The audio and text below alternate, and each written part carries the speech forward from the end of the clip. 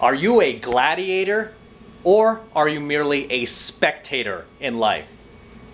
Are you an audience member or are you on the big screen? Are you the one that everybody is watching?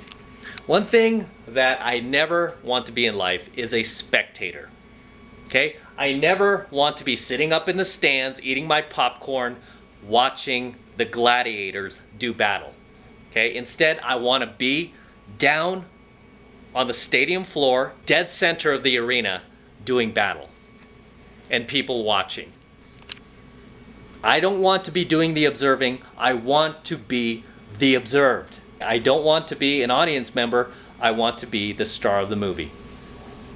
As you should, okay? As you should. When I'm out there doing game and I'm doing cold approaches in venues, without fail, okay? Especially if it's a busy venue, without fail, guys are going to be watching me, okay? Women are going to be watching me. Whenever I do approach, I've had people just follow me around and watch me. Some of them are cheering me on. Some of them are not, right? They're amogging. They're hoping I fail.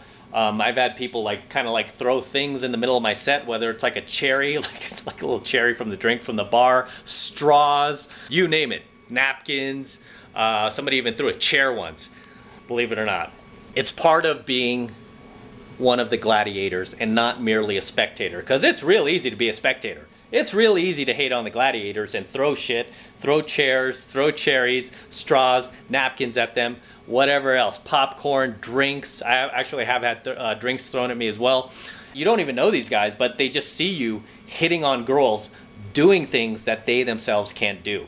You know, and it's not like these girls are freaking out like, help, help. No, the girls are into it, right? One guy, I remember I walked into the Saddle Ranch in Hollywood, right? Walked into the Saddle Ranch and I saw this girl, two girls were standing, actually, yeah, it was two of them. It was what we call a two-set in the pickup community.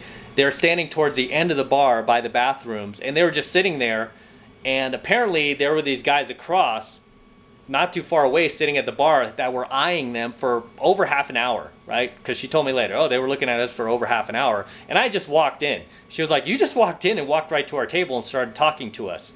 And she was like, you're a cool guy. And she was like, I don't know. I was like, you were cute. I felt like making out with you. And then so I made out with her, right? And then as soon as we started making out, these guys started throwing stuff at the table. I mean, one even hit the girl. The funny thing is none of it actually hit me. It actually hit the two girls. You might ask yourself, why are these guys throwing shit? It's because, jealousy. What did I tell you, man? Male jealousy is the most beta thing that you could possibly have. But apparently these guys were sitting there for half an hour looking at these chicks, maybe waiting for the right opportunity to strike, or maybe just sitting there all night, just watching them, trying to work up the courage to actually go over there, which they never did. And then I just kind of stepped in and cut in front of them and just took over, and that pissed them off. Sadly, the most action that they took that night was hating on me, right? I mean, if they took even a shred of, even half that effort of hating on me towards actually trying to talk to those girls, they would have gotten much further, right? But this is what happens when you are a spectator in life. When you are a spectator in life, you are going to get envious, even jealous of the gladiators, especially when you think that you're better than them, when you're better looking than them, you're more jacked than them, taller than them, which these guys kind of were. They were younger than me. I would say yeah, they were not bad looking guys. I mean, just to be fair, they were a little bit above me as far as looks goes. They were even taller than me. So that probably pissed them off. I came in underneath them, just kind of cut in front. I didn't even see these guys, right? I didn't even see them. When I walk into a venue and I see hot girls, that's all I see. I don't see fatties. I don't see feminists. I don't see amogs. I just see the hot girls and I go, right? My RAS, my reticular activating system, is focused on the girls. I am focused on the win. Okay, I am focused on meeting these girls. I want to find out if they're cool. I want to find out if we can hang out later if they are cool. I'm always interested in meeting people. These guys saw that and they got pissed and they started throwing shit. I mean, it didn't do anything. I mean, it didn't escalate because I just kept making out with a girl and then I grabbed her friend by the hand. I held hands with both of them and we left and we went next door to this pizza place and grabbed pizza together. And I walked out with them and these two guys watched me do that. And they probably felt even worse when I left with them. They felt even worse. Wow. We are such chumps that this guy, who's probably twice our age, maybe our dad's age, just came in and took these young girls and walked off and left the venue with them, right? And I'm sure in their heads they're probably making excuses like, oh, he must know them. Maybe he knows them, right? Because a lot of chumps end up doing that just to kind of cope with the fact that they suck, right? With the fact that they're weak, with the fact that they are spectators in life and not gladiators. Do not ever be a spectator in life, guys. I don't want you guys watching movies. This is why I don't want you guys idolizing superheroes, guys who aren't real, right? If you're gonna idolize anybody, idolize somebody who's real, right? I mentioned a number of times one of my biggest idols in the world was Evel Knievel, as I have my Evel Knievel jacket right here. I was wearing it earlier for a coaching video that I had. As you can see, it has the E and the K for Evel Knievel. And one thing Evel used to do was he used to wear the number 1 on his Daredevil jumpsuit, just to remind him that he was number 1 every time he was about to do a jump and risk his life. So one of my biggest heroes, Evel Knievel, and he was a real guy. He wasn't just like a Marvel comic book superhero that was fake or drawn up. He was a real guy who like actually jumped bikes on his own. He used to build his own ramps. The thing about Evel Knievel too is he didn't use a speedometer or an odometer on his motorcycles, right? He didn't want to know what speed he was going. He didn't want to look at it. He just wanted to go 100% by his gut feel. And that's where I really learned to trust my gut instinct. And he was like, I just learned to trust my gut instinct. And he was like, because of that, I was never wrong. He was like, sure, there were jumps that I didn't make. There were jumps that I missed. But he's like, you know what? I never got killed. I lived throughout all this. Never got seriously injured to the point where he was like paralyzed or anything like that. He survived a lot of jumps that he probably otherwise wouldn't have had he not trusted his own gut instincts. But that's where I learned that from. He was like, he never used an odometer or a speedometer. He never looked down at the speed he was going. He just went purely 100% on his gut instincts. When to jump, when to let go of the handlebars, and when to let it fly. So something I teach you guys as well. But at the end of the day, same with Evel Knievel. He was a gladiator, right? He wasn't a spectator in life. He was a gladiator. He was down center stage doing those jumps in front of a whole stadium full of people. Okay, whole stadium full of people. People also back then, I believe that was before cable. People would like go to certain venues. It was like a pay-per-view venue where you would buy a ticket and you would watch on the big screen as he would do the jump live. So it was a big deal back then, but he was somebody who was a gladiator, and he wasn't just merely a spectator in life.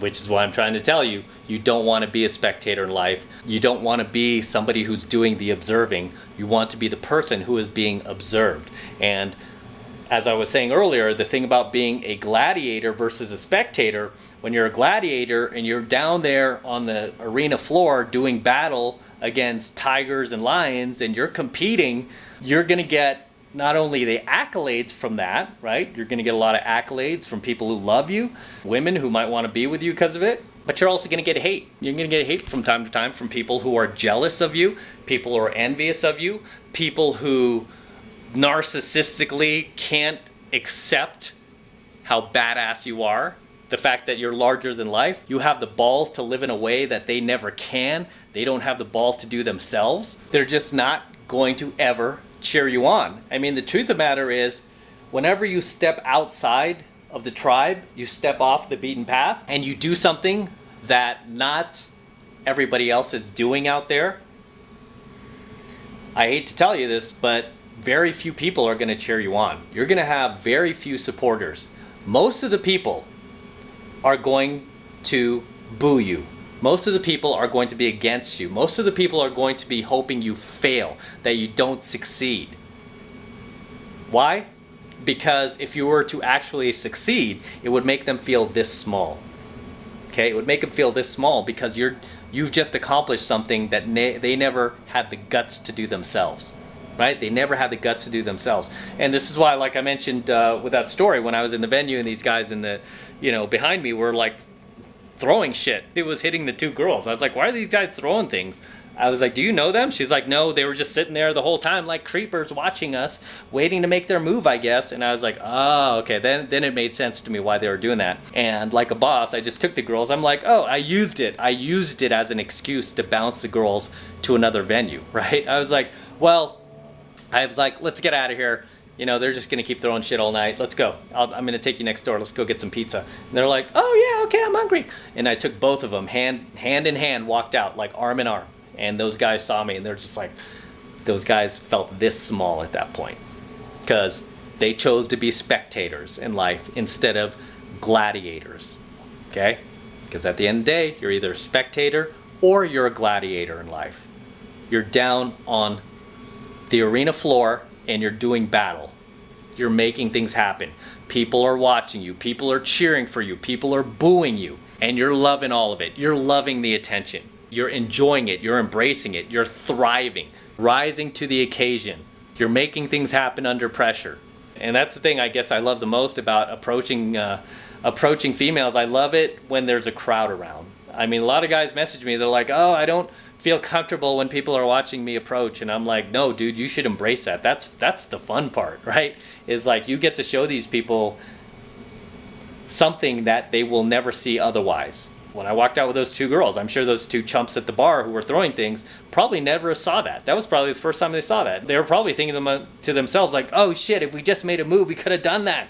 But we're such chumps. I love it when a crowd is watching. I don't care if people are cheering me on or booing me. Sometimes I want them to boo me because I want to prove them wrong. It makes the success that much sweeter when you're able to prove somebody wrong, right? So I'm gonna wrap up here. Until next time, this is Matt Cross from AlphaMaleSecrets. Don't forget to smash that like button below. Also, hit that notification bell right next to it so that you are notified whenever I release a brand new coaching video here on the YouTube.